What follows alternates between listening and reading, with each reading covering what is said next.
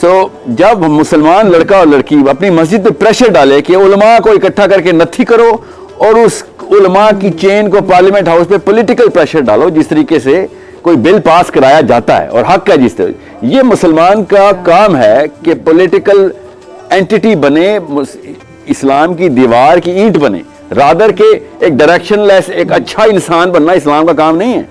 इस्लाम का काम है एक पॉलिटिकल एंटिटी बनाना। वैसे भी करारदादें भी मंजूर हुई, लेकिन अगर देखा जाए कि हमारे अपने मुल्क की भी कितनी पावर है कि वो अभी आप सेनेट में भी देखें तो अगर मैं कश्मीर की भी चले, अगर हम इसकी गजा की बात नहीं करती, मैं कश्मीर की बात कर दिया गया फलस्तीन के ऊपर एहतजाज करने में, अब आपकी हुकूमत ने आपके सेनेटर को अंदर कर दिया है, कैसे बात कर रही है? मैं आपसे आप बसद एहतराम आपसे मैं वैसे सवाल पूछना चाहूँ। मैं कहती हूँ हम एक थर्ड वर्ल्ड कंट्री के लोग कहते हैं हम तो वैसे भी वो हुकूमत है जो हर जगह जाके कर्जे मांग रही होती है, वो मुसलमान हुकूमतों के हवाले से आपका क्या कहना है कि जो कि अपनी ट्रेड को जो है वो प्रायोरिटाइज करें, उनको ऊपर रख रहे हैं, जिनके हाथ में वो जो चीजें कर सकते हैं, जो कभी मसला कश्मीर के लिए नहीं बोले, जो फलस्तीन के लिए नहीं बोले, जो यमन के लिए नहीं बोले, और जो कहीं ना कहीं जुल्म ढाने में वो भी मसलन में बड़ी बड़ी इस्लामिक कंट्रीज के बारे से बात करें जो कि स्ट्रॉन्ग कंट्रीज हैं। और ना बच्चा, मैं और आप पाकिस्तानी हैं, मैं दूर की बात ही नहीं करूंगा। मैंने अपने जिधर अल्लाह ने मुझे, अल्लाह के तुक्के नहीं है, मैं और आप तुक्के पे पाकिस्तानी नहीं, याद रखिएगा। मैं और आप तुक्के पे 25 करोड़ मुसलमानों के यूनिट में नहीं पैदा हुए, हमें 25 करोड़ मुसलमानों का गिफ्ट मिला हुआ, याद है। इसका सवाल होगा हमसे, ये ताकत आप कह रहे चैरिटी बिगिंस एट होम, हम यहाँ से शुरू करें ना? नहीं sir, mission begins at home, charity तो इज अ सेकंड स्टेज। याद रखिएगा, पहला बेसिक कॉन्सेप्ट जो है ना, जितना पाकिस्तानी जुम्मे की नमाज पढ़ता है ना, दे better factor in the political equation, they better factor in. मुसलमान उलमा को चाहिए कि फलस्तीन को फुरकान डिक्लेयर करें और इसके खिलाफ पॉलिटिकल मूव, इसराइल के खिलाफ पॉलिटिकल मूवमेंट के लिए बिल पास करवाएं और मस्जिद फतवा इशू करे। मस्जिद better start writing, otherwise Muslims are going to stop going to मस्जिद। कॉमन सेंस की बात है, मेरे कहने पे थोड़ी करना है उन्होंने। साहिल भाई, अब जो फतवा भी आएगा फिर उसके बाद हम कैसे उस पे काम कर सकेंगे, ये भी जरा प्लीज हमारी रहनुमाई कीजिएगा। ये क्या लफ्ज बोला एक्सेस पे? मैं आपको बता रहा हूँ, सिर्फ पॉलिटिकल मूवमेंट की बात कर रहा हूँ मैं इस वक्त। तौहीन सहाबा का बिल मस्जिदों ने पास करवाया, याद रखिएगा। फलस्तीन मूवमेंट का पाकिस्तान की मोबिलिटी इनटू पैलेस्टीनियन लैंड मस्जिद करवा सकती है, ये पोटेंशियल रियलाइज नहीं करी। मसला ये, हमारे पास जो डेफिनेशन ऑफ इस्लाम है उसके अंदर ये अलाउंस है कि अगर हम नहीं भी करते इस तरह की मोबिलिटी, तब भी हम उतने ही मुसलमान हैं जितने की अगर हम करें तो। ये अलाउंस कहां से आई है? This is the question we better start asking the scholars कि ये कौन सा इस्लाम है जिसमें फलस्तीन का बच्चा मर भी जाए और मेरा ईमान ताजा रहे, मेरा ईमान कायम रहे, और मैं कुछ भी ना भी करूं तो मुझसे सवाल भी ना हो। लेकिन साहिल भाई, सैंक्शन से भी डरते हैं ना, इमदाद बंद होने से भी डरते हैं, फिर वो कहते हैं पेट्रोल महंगा हो जाएगा, फिर हमारे हालात खराब हो जाएंगे, एटसेट्रा एटसेट्रा। नूर साहब, मेरे और आपके हालात है ना, मैं इसका जवाब दे दूं। जी जी, आपके और मेरे जो करंट हालात हैं और जो खराब होने सैंक्शन लगने के बाद, वो हालात वर्सेस इस वक्त जो हमास के हालात हैं, आप बताएं कौन से हालात बेहतर होने हैं? जज़ाकल्लाह जज़ाकल्लाह, बिल्कुल ठीक बिल्कुल ठीक। तो ये अब चॉइस इज योर्स, क्योंकि जो आज किसी का वक्त है वो आपका भी कल हो सकता है सर। मैं अभी आपको आपके टीवी चैनल से बता दूं, अगला फलस्तीन इंडियन मुस्लिम्स है कि it doesn't take a rocket scientist to see where the winds are moving. Indian Muslims आप होशियार हो जाएं, ये हालात आपके अल्लाह ना करे, मगर अगर हम इस तक मुसलमान नथी ना हुए और ग्लोबल मूवमेंट की तरफ प्रेशर ना क्रिएट किया, तब आप वेट करें भाई एक एक करके। भाई रोहिंग्या के मुसलमान भी तो है ना, उन देखे वो भी, उन्होंने कितना बुरा टाइम देखा, किस तरीके से उनको भी स्लॉटर किया गया है, उनको भी भूखा मारा गया, उनके साथ भी क्या किया गया है। ये वो ऐसी बहुत सारी जगहों के मालिक हैं, उनकी बात भी करनी चाहिए। रोहिंग्या के मुसलमानों ने कितना सफर किया, लेकिन बात पाकिस्तान के मुसलमानों के अगले स्टेप की करनी चाहिए। पाकिस्तान का मुसलमान अगला स्टेप क्या ले? हर बच्चा बच्ची पूछ रहा है इस वक्त, हर बच्चा फलस्तीन पे रो रहा है इस वक्त, ठीक है। हमें अगला स्टेप लेना चाहिए कि इस वक्त इस्लाम के कस्टोडियंस को रियल इस्लाम की तरफ मूव करवाएं, कि आप अपनी हुकूमत ताकत में आओ, अपनी ताकत को पहचानो। ये जो अल्लामा इकबाल ने कहा था ना कि मुल्ला को जो हिंद में है सजदे की इजाजत, नादां ये समझता है कि इस्लाम है आजाद।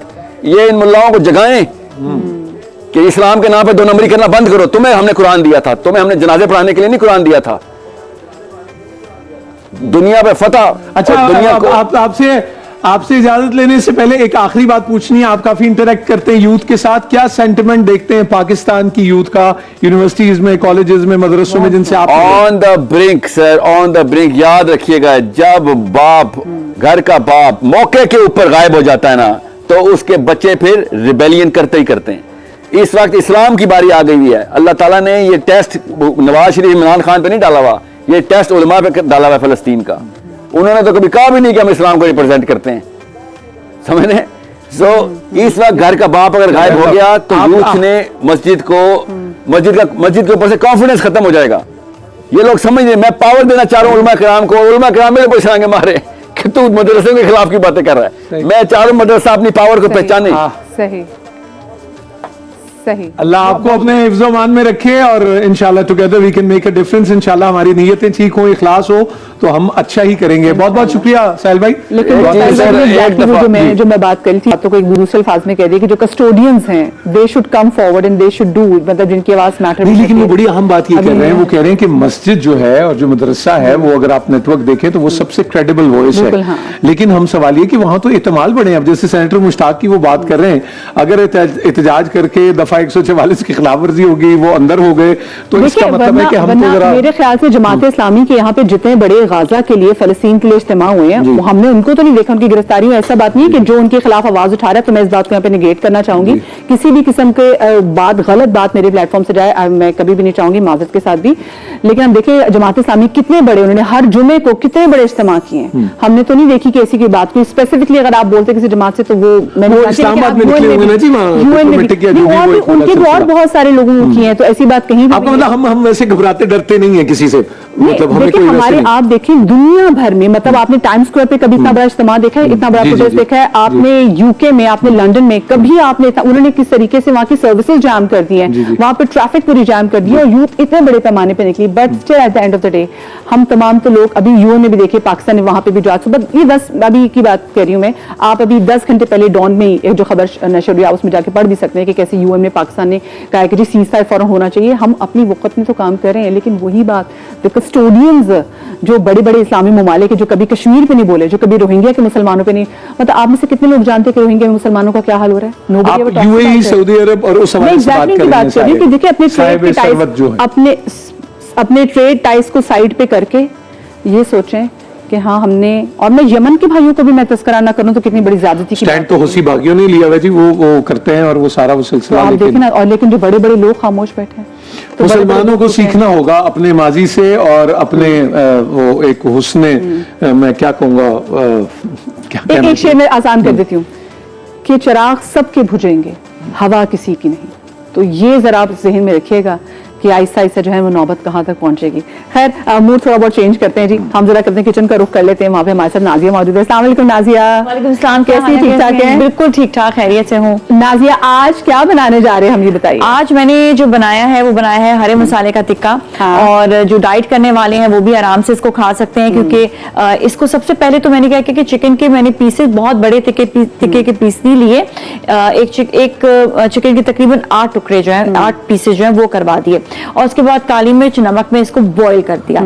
बॉईल करते हुए हमने एक मसाला बनाते हैं जिसमें डलता है पुदीना, धनिया, हरी मिर्च, दही और लहसुन। आप काली मिर्च अगर और मजीद डालनी है तो डाल लें, नमक और जीरा, और साथ में इसको जो हमने ब्लेंडर में ब्लेंड कर दिया। फिर पकते हुए इसमें हमने ऐड ऑन कर दिया। जब ये बन जाएगा, मसाला थोड़ा जो है वो साइड छोड़ने लगेगा, आपने 1 चम्मच ऑयल डालना है और हल्का सा उसको जो है ना बस शैलो फ्राई कर दें। That's it and it's done. हम इसको किसी पेपर के ऊपर रख के वो एयर फ्राई भी कर सकते हैं? हाँ बिल्कुल कर सकते हैं, बिल्कुल। एयर फ्राई में जैसे टाइम लगता है, इसमें यह कि आपकी इलेक्ट्रिसिटी भी ज्यादा खर्च होती, गैस है तो आप, या अगर गैस है तो, वरना ये कि इलेक्ट्रिक चूल्हे में भी जो है ना इजीली ये जल्दी मतलब बन जाता है। मुझे लगता है एयर फ्रायर थोड़ा सा बिजली ज्यादा खर्च करता है। इसके अलावा जालमू गैस, तो सहरी के टाइम भी गैस नहीं आ रही थी, इतनी मुश्किल से रोटी पकती है। अच्छा, एक आजकल चीज और हो रही है, मुझे समझ नहीं आ रही, गैस की आवाज आती है, गैस नहीं आ रही, ये क्या चक्कर गैस है? की भी आवाज आ रही है? हाँ, अल्लाह आवाज आ रही है, आप मैं समझ ऑन करना पाती चाहती हूँ, है, बिल्कुल सही कह रही है। ये मैं हैरान हूँ, ये क्या हो रहा है, ये क्या था, मुझे नहीं समझ आ रहा है, इस पे जरूर रिसर्च करनी चाहिए। अच्छा जी। हमने वैसे ना इसमें कोई शक नहीं, हमने अपने जो गैस के वसाइल हैं बड़े बेदर्दी से उसको संभाल के हमने CNG वो भी गैस वाला सारा कर लिया। फिर अक्सर आपने घरों में देखते कि चूल्हों में देयर वाज अ टाइम कि आप कहते हैं मुझे तीली और जलानी न पड़े, चूल्हा हल्की आंच पे चलता रहे। मुसद्दिक मलिक साहब हमारे वफाकी वजीर तो हैं पेट्रोलियम और इसके कुदरती वसाइल के, तो अल्लाह करे वो उनके जो अच्छा काम मौके करे। गए तो कि अल्लाह एक करे चीज काम और मैं करे। कहूंगी कि ना कुछ मेरे फ्रेंड्स हैं जिनके गैस के बिल इस्लामाबाद में बहुत ज्यादा आए, लाहौर और जब में? लाहौर में जब मैंने से पूछा, मैंने कहा तुम लोग सारा डे और नाइट गीजर चला के रखते हो? उन्होंने कहा हाँ। तो मैंने कहा फिर तो आएगा ना इतना बिल, तो अब ये कि इसके लिए कि इलेक्ट्रिक गीजर ले ले, ऑन करें ऑफ कर दें, बस ये आई थिंक बकरीद हमारा